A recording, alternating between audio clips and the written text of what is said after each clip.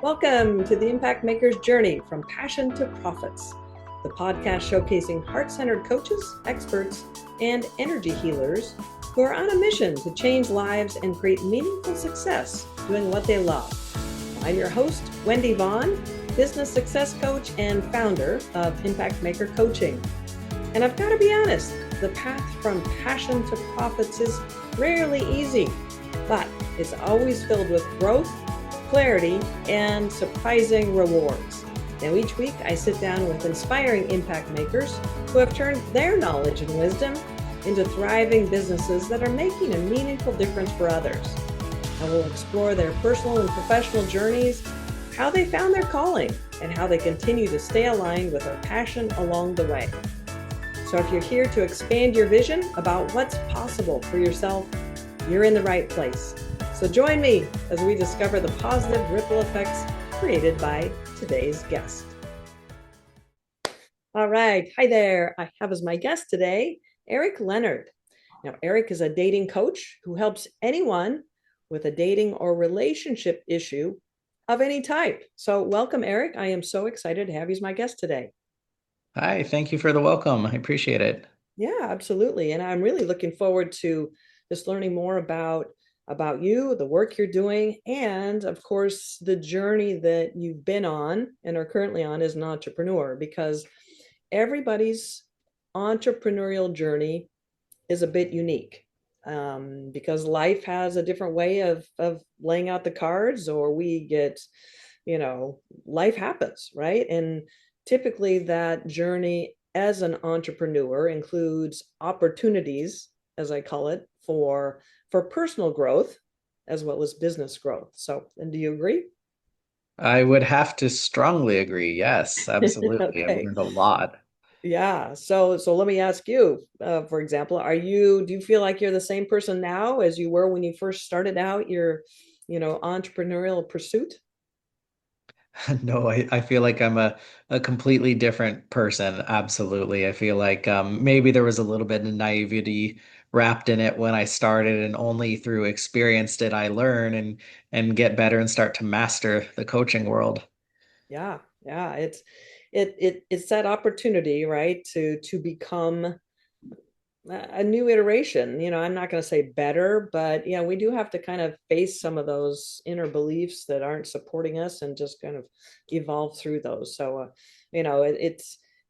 it's not necessarily an easy journey to go from passion to profits, but the overall difference that each of us is making in the pursuit of doing it is profound.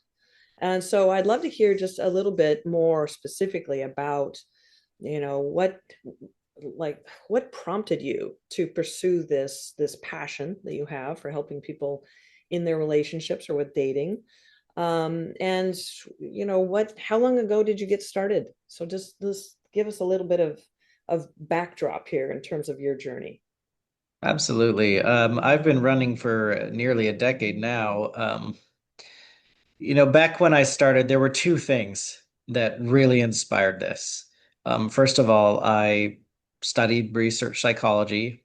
I got very heavy into that. It became a lot of fun for me working with the numbers and learning about effects. And then a big part of that, of course, was learning about how people interact, learning about dating, science, learning about relationships, learning about just general socialization. Now, right So there, I mean, science and psychology, to me, those are almost like opposites. One is in a lab, and the other is, how the human. But you yeah, well, you see there the may synchronicity in the relationship. there might be a little bit of a misconception there because their psychology is like how, the public knows it in the popular light. And then as it turns out, no, psychology actually is done in labs, and we run tests and we run data and we get conclusions, and we Mhm. prove things basically. So obviously, I chose not to become a full-fledged researcher. I chose not to continue pursuing that line and became a coach instead. But it was because I was inspired by all this knowledge out there and how nobody was applying it. And as in, it sat in journals, in labs to be accessed by researchers and professors, but it wasn't actually in the limelight to benefit people in the practical sense. the people who Yeah. really needed it. Yeah. Um, Considering that universities do not train you to be a dating scientist or a dating psychologist, they just don't have that. They want to kind of push you over to clinical. It was really a career I kind of had to invent, if you will, using that knowledge and that skill set. Hmm. Hmm. Yeah, Yeah. so that was probably the impetus there. Interesting. Interesting. Yeah, Yeah. So, and obviously you were probably discovering some predictability, well, if this, then that. To me, that's the scientific approach, right? Looking at data, seeing the statistics or the results or the controlled kind of things that can be controlled to optimize results. So, taking that into something as emotionally charged as dating, I think is fascinating because dating in I think at least my perception is like, okay, who knows how this is going to go. It's kind of like rolling the dice. But through your lens, I'm guessing you see a lot more clarity in terms of uh, you know um, how things actually can be perceived, so there's more predictability. absolutely. In fact, using the research skill set, part of my service relies on real-time data and feedback. For instance, I have a mock date program. And so I send clients out on mock dates, both men and women. I work with both populations.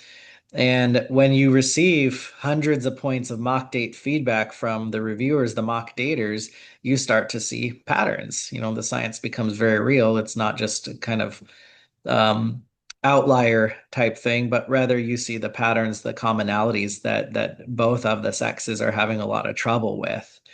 And so that to me is where the real science comes from, and not just relying on what I've learned in school, but actually putting it to the test. Yeah, making that part of the accessibility so that others Exactly. can assess, self-assess, and make those changes. Yeah, I love that. That's It right. then it takes a lot of the mystery out of it anyway.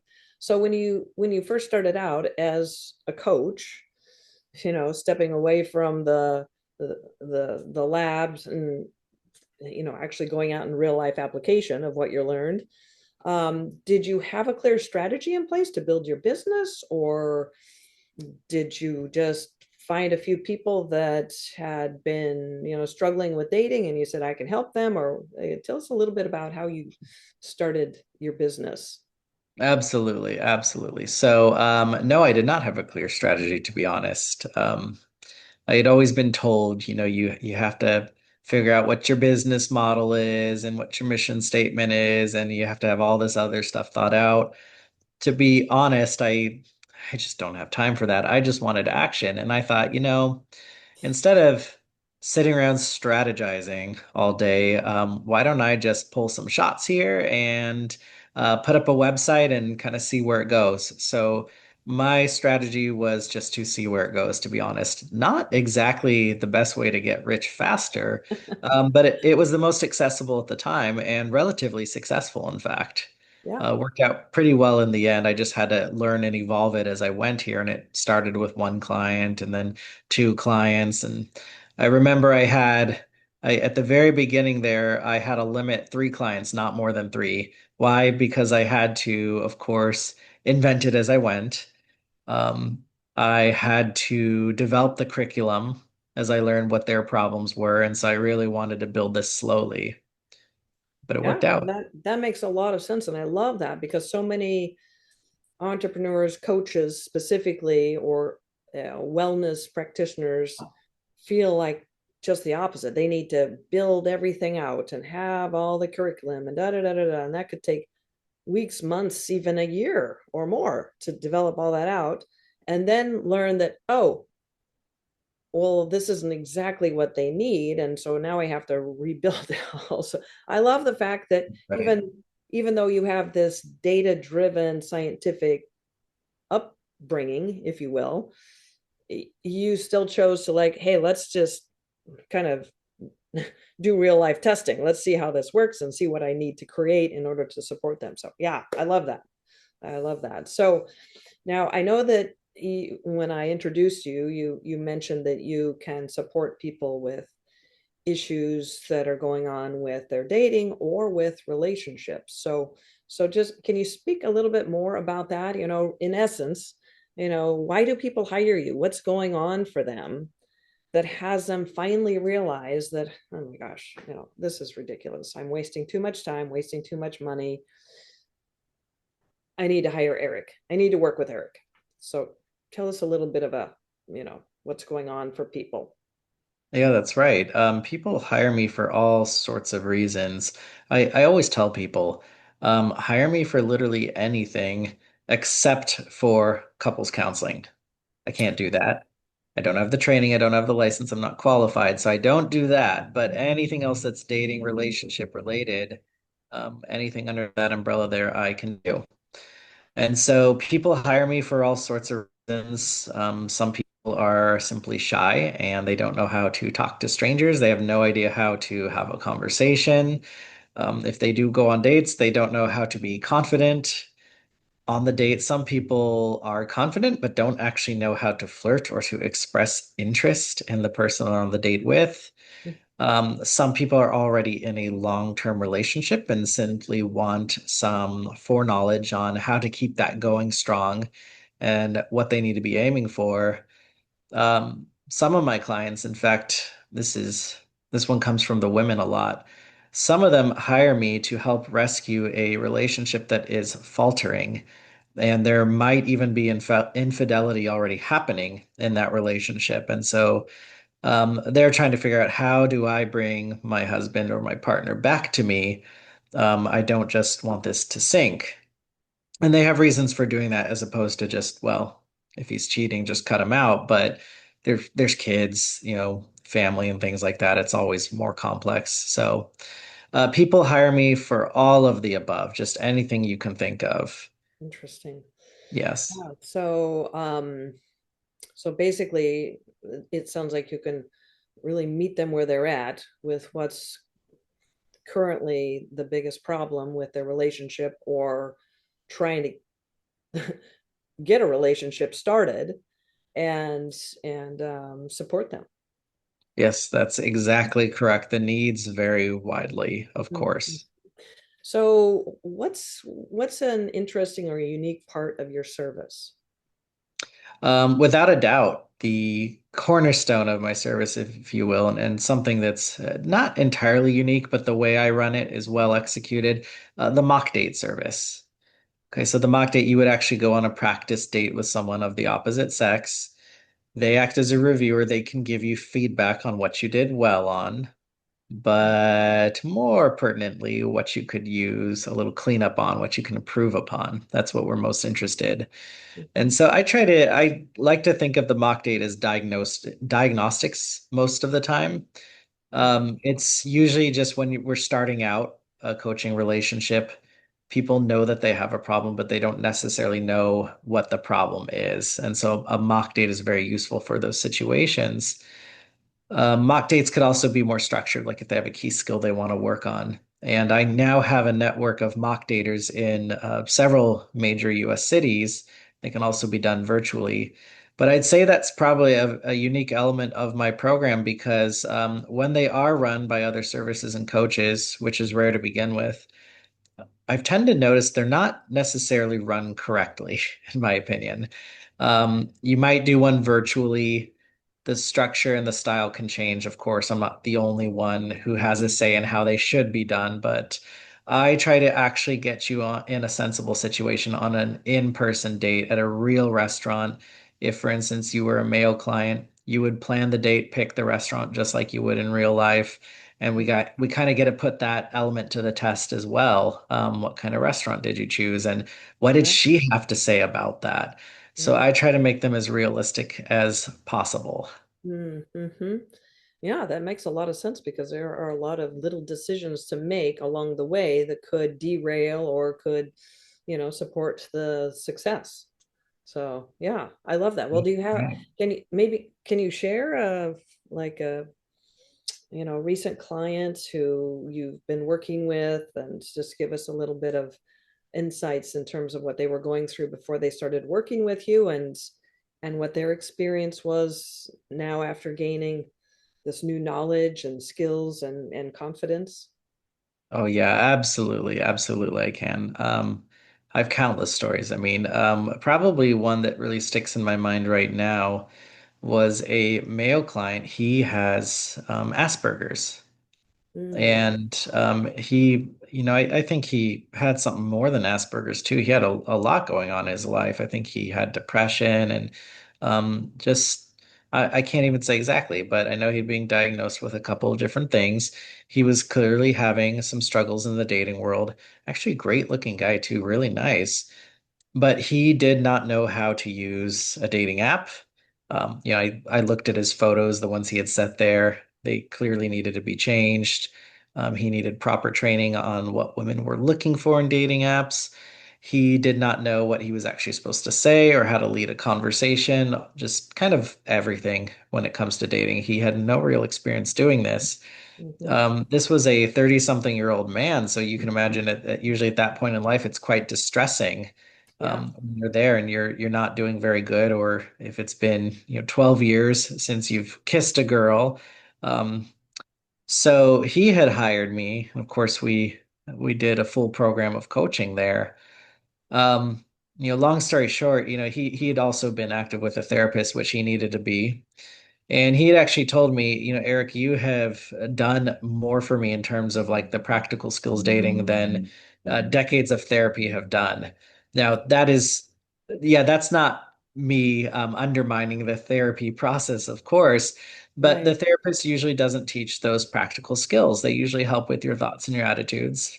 But Hmm. at the end of the day, he still didn't know how to engage a girl. He did not know how to kiss a girl.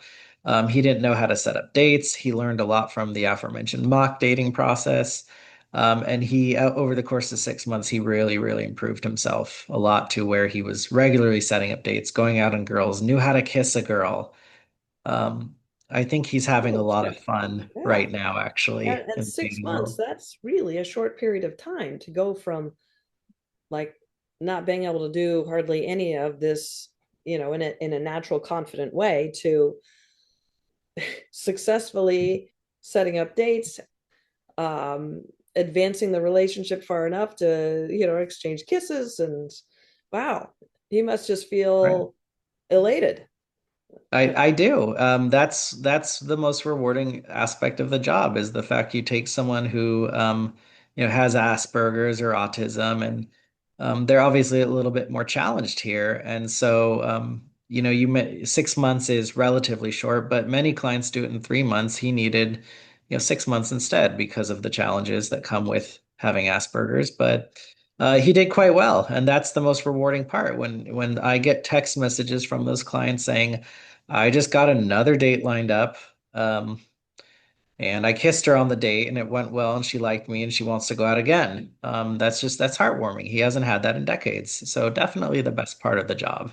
Yeah, absolutely. And that's really what I'm guessing continues to fuel your passion for doing this work, is just that, seeing the lives that you're impacting, and the happiness that you're bringing. Because one of the things that I've seen over and over during the 7 odd years that I've been coaching professional coaches is that frequently the frustrations and challenges of building a business, growing a business, can dampen those original, that original passion for doing the work, because it can be really complex to build a business. So I love hearing, your success. And but which is why I love being a business coach, is because when you're able to serve just like you've described, and make that difference, it really fuels the passion.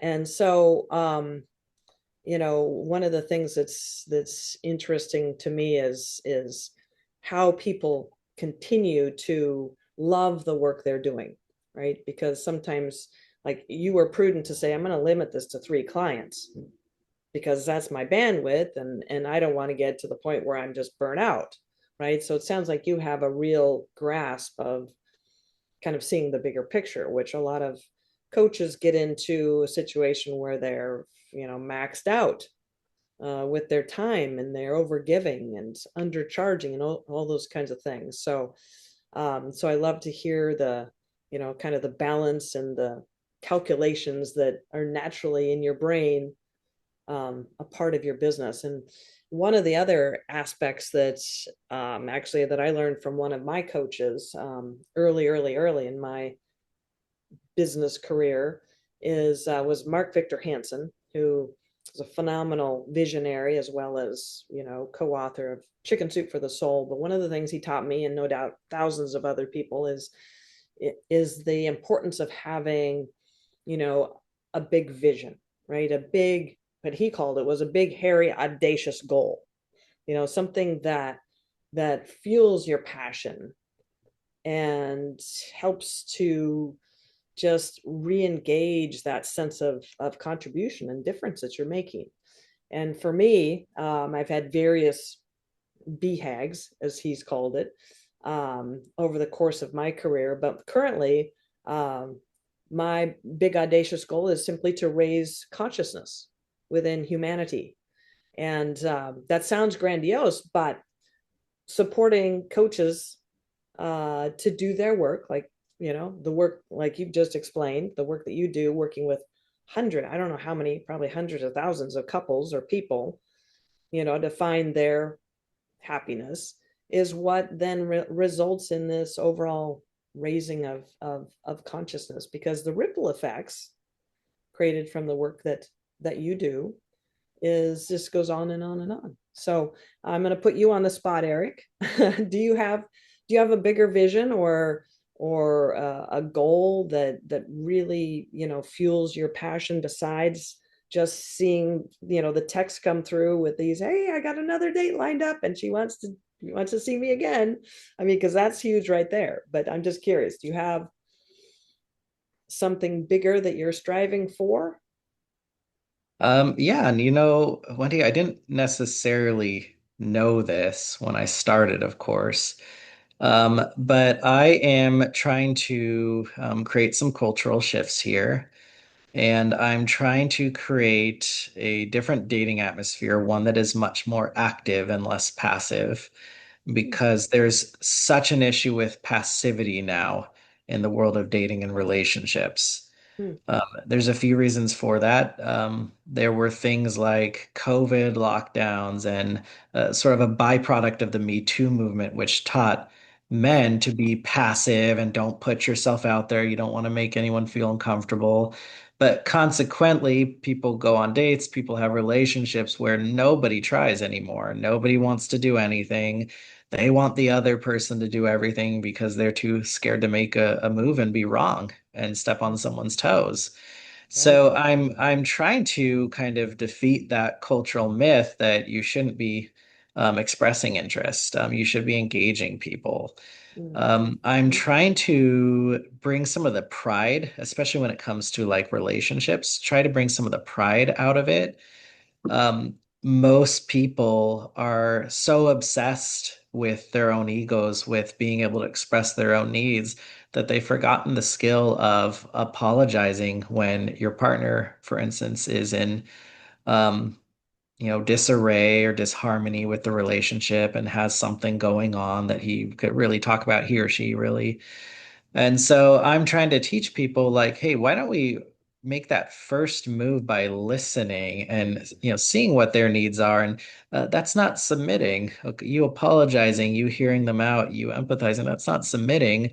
You're going to be able to state your own needs too. That just, we're talking about timing. We want to bring that up a little bit later. That's not the step you're at right now.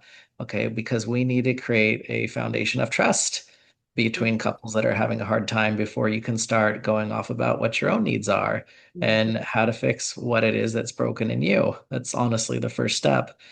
And so I think those are the two big things that are driving me right now, because I'm seeing more and more problems at all relationship levels related to that. Just this culture of passivity and thinking about the ego, and not so much about the collective or the partner in this.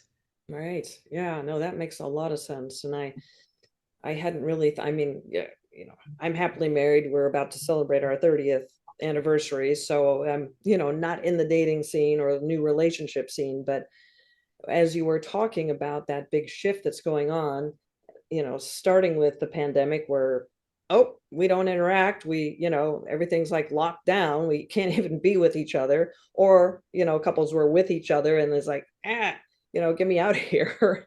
Kind of two things going on, as well as how just the cultural or the, perspectives of what's right and what's wrong has really been shifting, especially for men. So I hadn't even thought about that. I love that, taking a stance for, let's just push aside the passivity and be more proactive and take ownership and create instead of just wait. So yeah, I love that.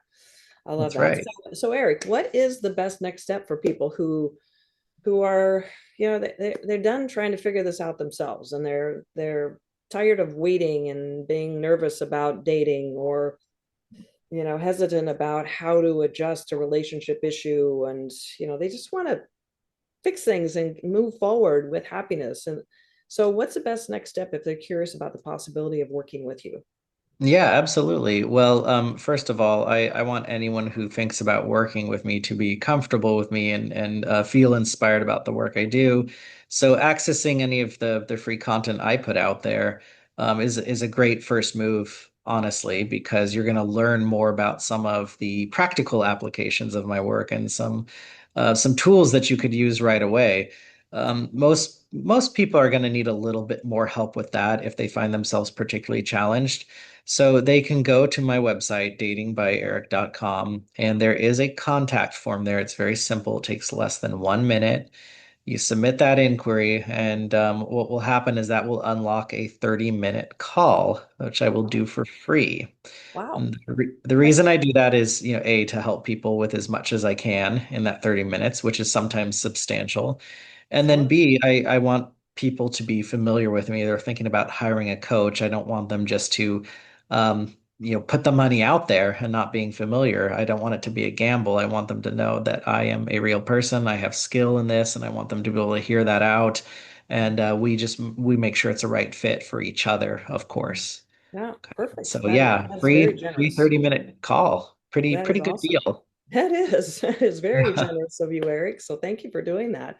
So listeners, look in the show notes. You'll find that link to Eric's website. And Eric, just want to thank you so much for sharing your journey, and truly expanding our view of what's possible for people in their quest to find that happy and meaningful relationship. So thank you so much. I appreciate the work you do and for being a guest on my show. Well, thank you for having me, Wendy. Appreciate it so much. Yep. All right. Well, the real life transformations facilitated by experts like my guest today are truly priceless. I mean, happiness, joy, peace, love, right? These are all what each of us ultimately strives for in life. But becoming a sought after and well paid coach or energy healer is often challenging, overwhelming, and frustrating. So, if you're a heart centered coach, expert, or energy healer who's striving for more ease, flow, and abundance, well, I've created a special gift just for you. So check out the show notes. All right. Well, this is Wendy Vaughn signing off. Thank you so much for tuning in, and be sure to join me for my next episode where we'll be inspired by yet another impact maker's journey.